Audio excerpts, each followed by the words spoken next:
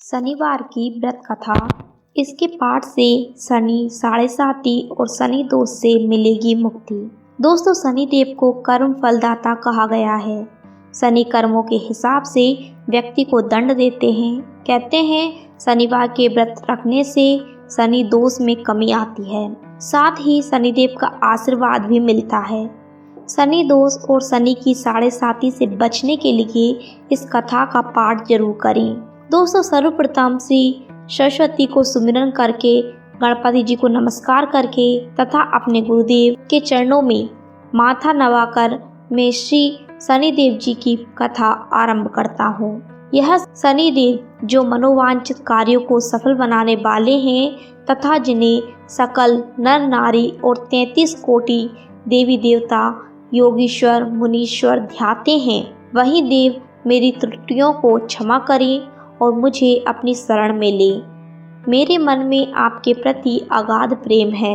यह बात सर्वविदित है कि जो लोग शनिदेव को ध्याते हैं उनके सकल मनोरथ सफल होते हैं तथा जो देव को भूल जाते हैं वह इस संसार में महान दुख पाता है तथा 12 हुआ नरकगामी होता है और अगले जन्म में पशु की योनि में जाता है। जो कथा में तन मन से कहने जा रहा हूँ उसे आप भी सच्चे मन से ग्रहण करें। दोस्तों, एक बार संसार में चहु और पूजे जाने वाले नवग्रह एक स्थान पर एकत्र हुए। परस्पर विविध 4 प्रकार से वार्तालाप करने की लगे। जब बात घूमती हुई उस स्थान पर आ पहुंची कि हम नवग्रहों में सबसे बड़ा और सर्वाधिक पूजनीय देव कौन है, तो प्रत्येक ग्रह देवता स्वयं को बड़ा कहने लगा। इस बात पर जब बहुत देर तक वाद विवाद होता रहा तो और कोई निर्णय नहीं निकल सका, तो यह तय हुआ कि चलकर इंद्र से इसका निर्णय कराना चाहिए। अतः वह 9 के 9 ग्रह इंद्रदेव के समक्ष उपस्थित हुए। दोस्तों, उन सब की बातें सुनकर इंद्रदेव भी सोच में पड़ गए, किसे छोटा कहूँ और किसे बड़ा, कि किसकी श्रद्धा के पात्र बने और किसके कोप के भाजन। अंत में सोच समझकर निर्णय न करते हुए वह बोले, मैं अल्प बुद्धि इस बात का निर्णय करने में असमर्थ हुआ। मुझे तो आप सभी बड़े नजर आते हैं और मैं सभी का आदर सम्मान समभाव से करता हूँ। इस पर नवग्रह संतुष्ट नहीं हुए और हट करने लगे कि इसका निर्णय आपको अवश्य करना चाहिए। तब देवराज बोले, आप लोग मृत्यु लोक में जाइए, वहाँ एक अत्यंत न्यायप्रिय राजा विक्रमादित्य राज करता है।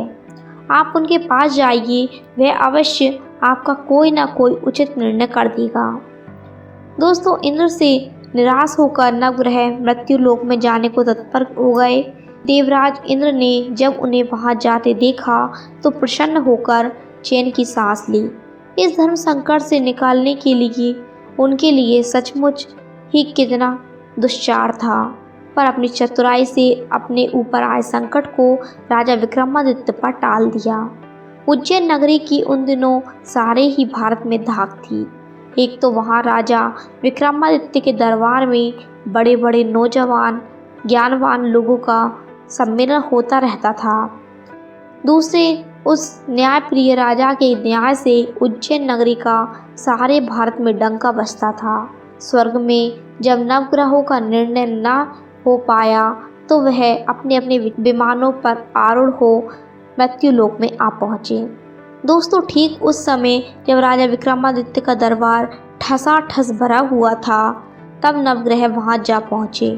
नवग्रहों को इकट्ठा देखकर विक्रमादित्य अपने सिंहासन से उठ खड़े हुए और सभी देवों को सम्मान पूर्वक आसन ग्रहण करने को कहा।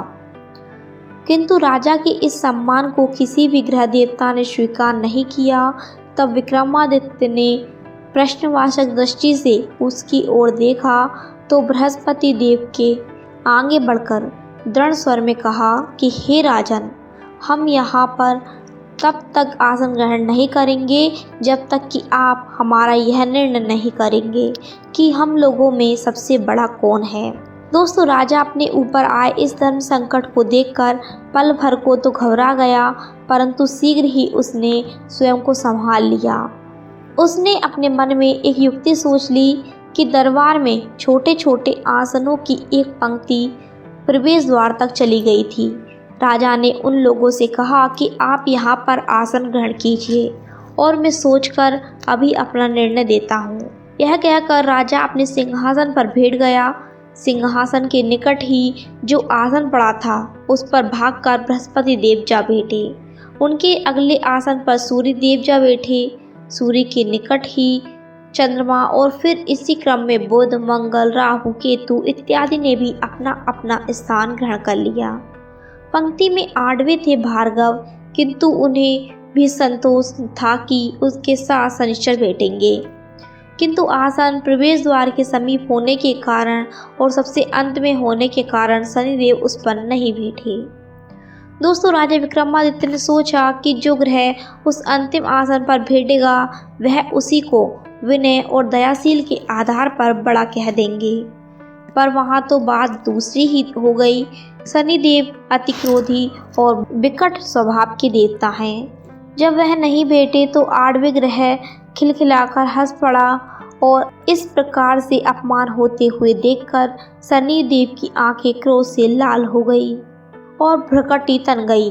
क्रोध से कांपते हुए बोले कि राजन, मुझसे वेर लेकर तुमने अच्छा नहीं किया। क्या समझकर तुमने मुझे इस प्रकार से अपमानित किया है और क्यों मुझे तले बिठाना चाहते हैं? चांद ग्रह का प्रभाव 2.25 दिन रहता है और सूर्य, शुक्र और बुध का प्रभाव केवल आधा मास। सोम और मंगल 2 मास और गुरु 13 मास। राहु और केतु 18 मास रहते हैं, जबकि मैं 7.5 वर्ष तक रहता हूँ। इसलिए हे राजन, अब तू सावधान हो जा। तूने जो अपमान किया है इसका दंड तुझे अवश्य मिलेगा। दोस्तों, राजा के कुछ दिन तो आराम से बीते, लेकिन शीघ्र ही शनिदेव की कोप दृष्टि फिरी और राजा पर 7.5 आ गई। उन्हीं दिनों एक व्यापारी कुछ घोड़े बेचने के लिए उज्जैन नगरी में आया। सुंदर सुंदर घोड़े देखकर राजा का भी जी ललचा गया।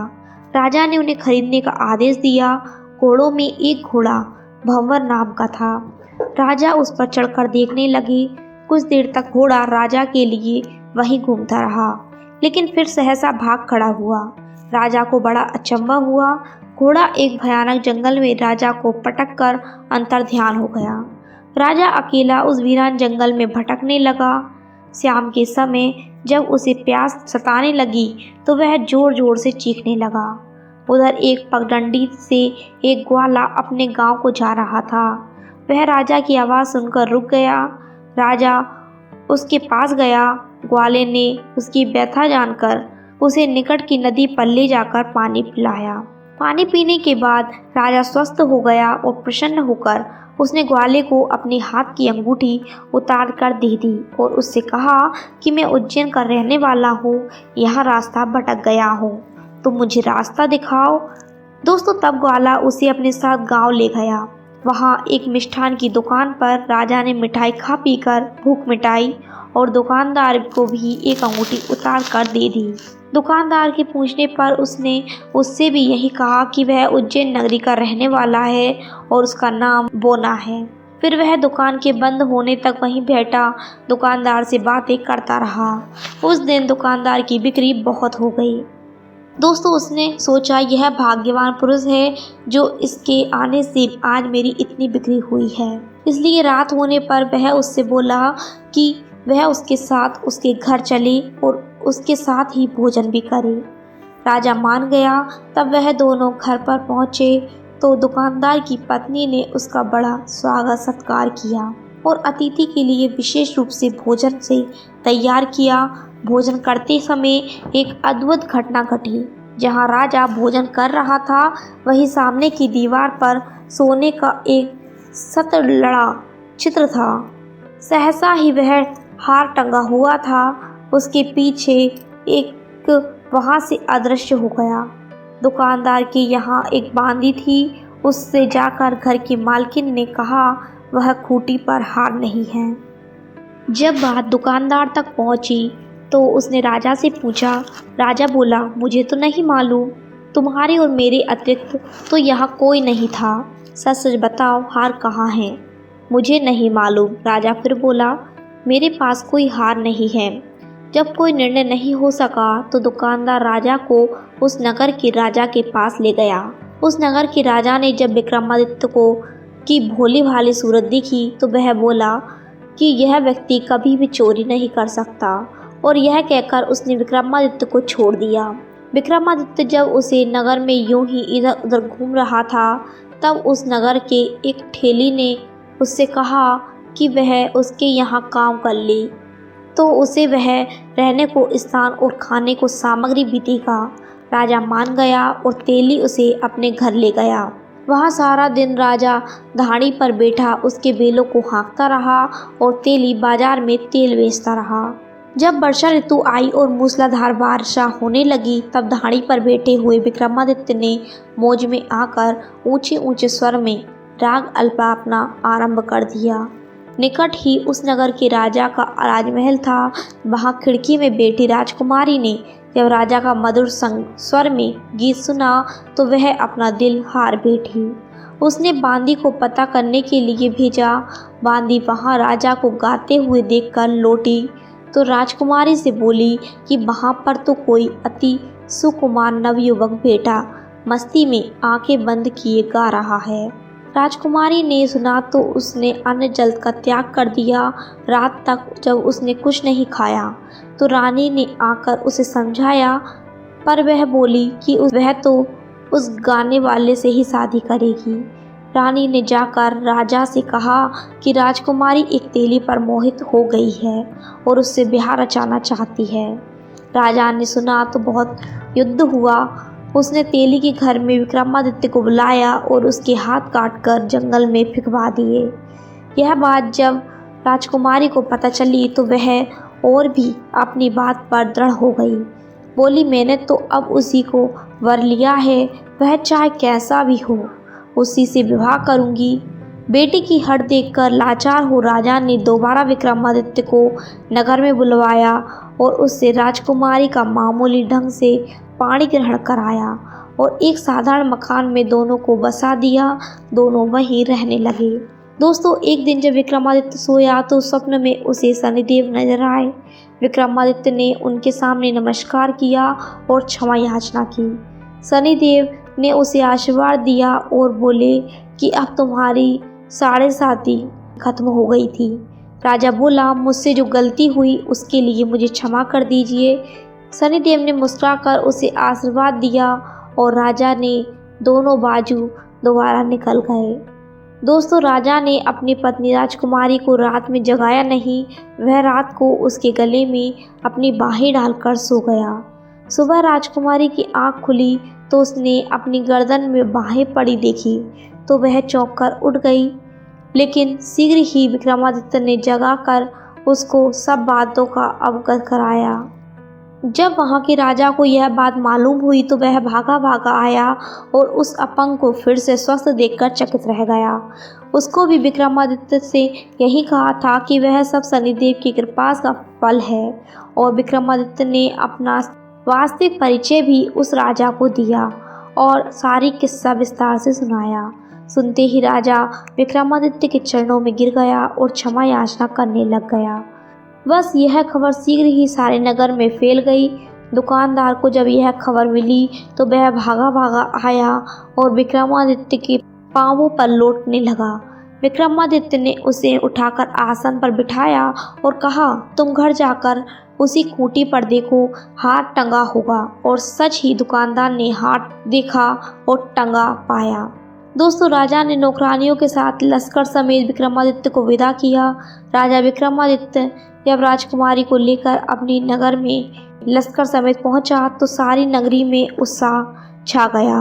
अपने राजमहल में प्रवेश करने के पूर्व विक्रमादित्य ने नवग्रहों की पूजा की और शनिदेव को सर्वप्रथम स्थान दिया। साथ ही उसने नगर में भव्य ढिंढोरा पिटवा दिया कि शनिदेव मनोवांछित फलों का देने वाला है और साथ ही नवग्रहों में सर्वोच्च स्थान रखते हैं। इस प्रकार शनिदेव को मनाकर विक्रमादित्य ने अपने राज्य, यश और कीर्ति को समाप्त कर लिया। तब श्री शनिदेव की जय। बोलो श्री शनिदेव की जय।